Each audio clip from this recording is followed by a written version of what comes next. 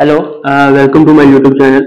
अगर अभी तक आप लोगों ने मेरा यूट्यूब चैनल सब्सक्राइब नहीं किया तो फौरन से कर लें, क्योंकि ये वीडियो बहुत मजे की होने वाली है। इस वीडियो में मैं आपको स्टेप बाय स्टेप ये बताऊंगा कि एक न्यू बॉय जो है वो कंटेंट राइटर कैसे बन सकता है। उसके कुछ 3 से 4 से 5 स्टेप्स हैं जो कि मैं आप लोगों को बताऊंगा। एक कंटेंट राइटर को क्या क्या एग्जामिन करना चाहिए कि वो कंटेंट राइटिंग की फील्ड में आ सके। ठीक है, जो स्टेप 1 है वो स्टेप 1 ये है कि आप लोगों ने सबसे पहले अपना इंटरेस्ट जो है ना वो एनालाइज करना है। लाइक आपका इंटरेस्ट किस चीज में है, एग्जिस्टिंग स्किल्स आपके पास कौन कौन से हैं। अगर आप अभी अपने कॉलेज लाइफ एंड की है या यूनिवर्सिटी एंड की है तो आपका इंटरेस्ट किस चीज में है। देखिए ना, अब एक बंदे को पता है कि मेरी इंग्लिश अच्छी है, जैसे मुझे पता है मेरी इंग्लिश अच्छी है तो मैं क्या करूंगा, मुझे पता था कि मैं अगर इस फील्ड में आऊंगा तो मुझे इसमें बेनिफिट होगा। मैं अगर इस फील्ड कंटेंट राइटिंग में आता हूँ, मेरी इंग्लिश अच्छी है, मेरी ग्रामर अच्छी है, तो मैं इसको आगे परस्यू कर सकता हूँ। तो सबसे पहले स्टेप 1 है उसमें आपने ये करना है कि एनालाइज करना है कि आपका इंटरेस्ट किस चीज में है। ठीक है, अगर तो आपकी इंग्लिश अच्छी है, आपकी ग्रामर मिस्टेक्स कम है, तो आप कंटेंट राइटिंग कॉपी राइटिंग वाले फील्ड में लाजमी आए।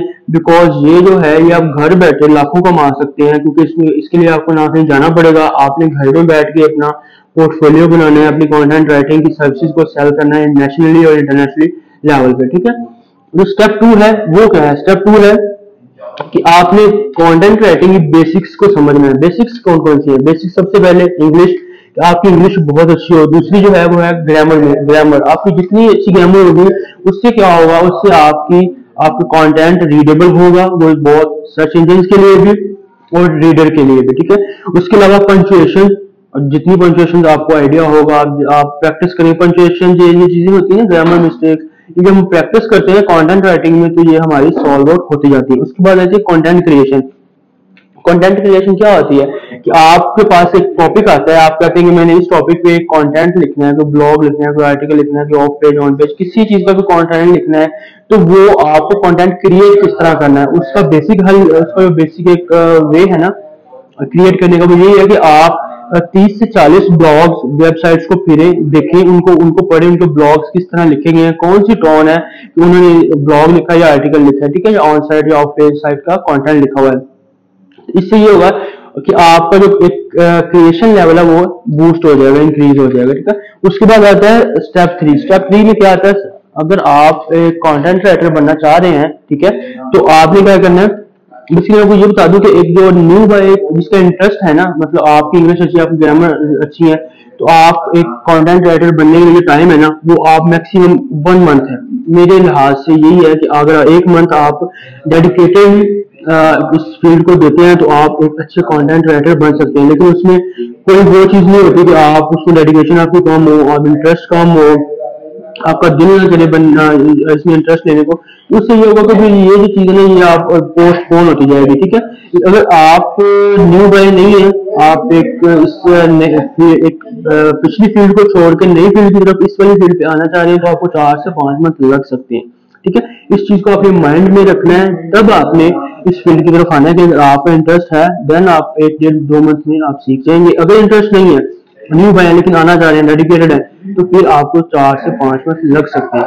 ये फील्ड वो कहते हैं ना कि हम चीजों को उस नजर से देख रहे होते हैं कि बड़ी आसान है, मलाई है, ऐसी कोई बात नहीं है। ये जब हम किसी चीज में एंटर होते हैं, ठीक है, तो फिर हमें पता लगता है कि ये कितनी टफ है, इसके क्या और कौन कौन कौन से हैं। ठीक है, उसके बाद स्टेप 3 कि आपने जब इसका स्टार्ट लेना है कंटेंट राइटिंग का, तो उनमें किन किन चीजों का ख्याल रखना है। सबसे पहले ये है कि आपने अपनी रिसर्च और डेवलपमेंट, ये इन चीजों पर फोकस करना है। आपको पता है कुछ जो इस फील्ड के जो गुरु हैं वो कहते हैं कि आपकी जो 100% में से 80% जो आपकी रिसर्च होती है, जितनी ज्यादा अच्छी आपकी रिसर्च होगी और उतना ही ज्यादा आपका कंटेंट जो होगा वो अच्छा लिखा जाएगा। ठीक है, 20% वो देते हैं कंटेंट राइटिंग को, मतलब 80% आपकी रिसर्च। अगर आपकी रिसर्च, मैं अपना एक्सपीरियंस आपसे शेयर कर रहा हूँ कि मैंने खुद ये चीज ऑब्जर्व करके देखी है। मैं अगर 2 घंटे एक किसी चीज ब्लॉग में या एक आर्टिकल लिखने लगा हूँ, उसके लिए 2 से 3 घंटे अगर मैं रिसर्च को देखता हूँ, तो वो जो मेरे पास इतना डाटा इकट्ठा हो जाता है ना, उसकी बेस पे मैं जो एक कंटेंट है 1000 वर्ड का वैल्यू 2000 वर्ड का वैल्यू वो मैं कोई मैक्सिमम 1 घंटे या 1.5 या 2 घंटे में लिख लूंगा। ठीक है, द मीन जी कि आपने सबसे पहले रिसर्च और डेवलपमेंट में फोकस करना है। ये था हमारा स्टेप नंबर 3। इसके बाद है स्टेप नंबर 4। अगर आप कंटेंट राइटर बन गए हैं, ठीक है, आपने अब अपनी सर्विसेज को बेचना है, वो किस तरह बेचना है, उसके लिए आपके पास पोर्टफोलियो बनाना पड़ता है। पोर्टफोलियो मतलब उसका डिफरेंट मीडियम मिल जाते हैं जहाँ पे आप अपनी सर्विसेज, अगर तो आपको क्लाइंट नहीं मिल रहा लेकिन आप क्लाइंट ढूंढ रहे हो, क्लाइंट जब भी आपके पास आते हैं आप इस क्लाइंट को अप्रोच करते हो, वो लोकल हो इंटरनेशनल हो, तो आपसे सबसे पहले क्या डिमांड करते हैं, वो कहते हैं कि आप मुझे अपना पोर्टफोलियो बताएं, दिखाएं कि आपने जो पहले काम किया है वो कौन कौन सा है। ठीक है, तो उस पोर्टफोलियो को बनाने के लिए डिफरेंट तरीकेकार है। अब लोगों को पता है एआई का जमाना है, तो पोर्टफोलियो ऑनलाइन बन जाते हैं, लिंक्स आप शेयर कर सकते हैं। ठीक है, पोर्टफोलियो जितना स्ट्रॉन्ग आपका होगा उतनी ही ज्यादा अट्रैक्शन जो है ना क्लाइंट को आपकी तरफ से मिलेगी, और 100 में से 90% चांसेस होते हैं कि आपको वो क्लाइंट हायर कर ले। ठीक है, उसके बाद जो स्टेप आता है वो आता है स्टेप नंबर 5। उसमें क्या होता है कि एडवांसमेंट। अगर आप कंटेंट राइटर बन गए, आपका पोर्टफोलियो भी बन गया है, आपको कंटेंट राइटिंग की समझ आ गई है कि कंटेंट राइटिंग क्या होती है, कौन कौन सी फील्ड्स हैं, वो सारी चीजें हैं, तो आपने अब क्या करना है, अब आपने ये करना है कि एडवांसमेंट जो इसमें आ रही हैं, नई नई चीजें डेली बेसिस पे ऐड हो रही हैं, उनको समझना है कि वो क्या होती हैं, उनको हम किस तरह यूज कर सकते हैं। जैसे कि एआई टूल्स हैं, ठीक है, उनका आपको पता होना चाहिए। उसके अलावा आपको कीवर्ड रिसर्च, एसईओ में तो ये आप कह लेंगे बैकबोन है कंटेंट राइटिंग की। ठीक है, आपको अगर एसईओ का पता नहीं होगा तो आप कंटेंट नहीं लिख सकते, एसईओ वाला कंटेंट। ठीक है, तो सबसे पहले एसईओ कीवर्ड रिसर्च का आपको पता होना चाहिए। उसके बाद एआई टूल्स का पता होना चाहिए। बहुत सारा टाइम जो टूल्स यूज हो रहे होते हैं, हम ग्रामरली या पंक्चुएशन या प्लेजरिज्म को चेक करने या उसको रिमूव करने के लिए यूज करते हैं, वो ग्रामरली हाई रेटेड है कि आप उसको यूज करें। उसमें आप इसके ग्रामर मिस्टेक्स भी अपने कंटेंट के खत्म कर सकते हैं।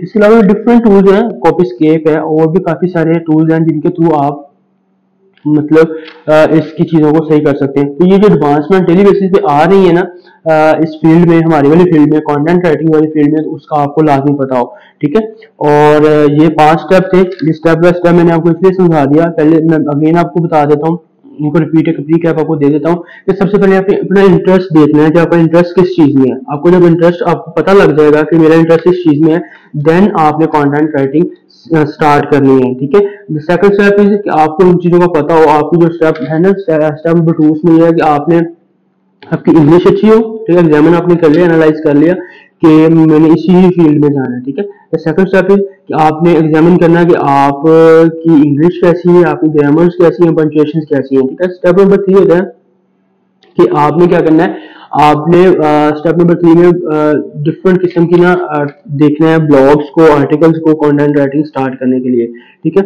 जब उनको पढ़ेंगे तो आपको आइडिया हो जाएगा, आपको टोन का समझ आइडिया हो जाएगा कि आर्टिकल क्या होते हैं, ब्लॉग्स क्या होते हैं। मैं अपनी वीडियो में ये बताता रहूंगा, नेक्स्ट वीडियो में लाजमी आपको बताऊंगा कि ब्लॉग और आर्टिकल में क्या फर्क होता है। ठीक है, और इसके अलावा जो ये स्टेप नंबर 3 था हमारा, ब्लॉग्स को अपने रिसर्च एंड डेवलपमेंट करनी है। फोर्थ स्टेप है पोर्टफोलियो बनाना है। जब पोर्टफोलियो बना लेंगे उसके बाद फिर आपने क्लाइंट को अप्रोच करना है। और last final step is step number 5 के एडवांसमेंट। इस वाली फील्ड में जितनी एडवांसमेंट है, जितने टूल्स हैं एआई, उनका आपको आइडिया हो, उनको यूज करना आपको आता हो, क्योंकि आपको पता है एआई टूल का जमाना है। तो जितना ज्यादा आपको इन चीजों का आइडिया होगा तो आप एक अच्छे कंटेंट क्रिएटर बन सकते हैं।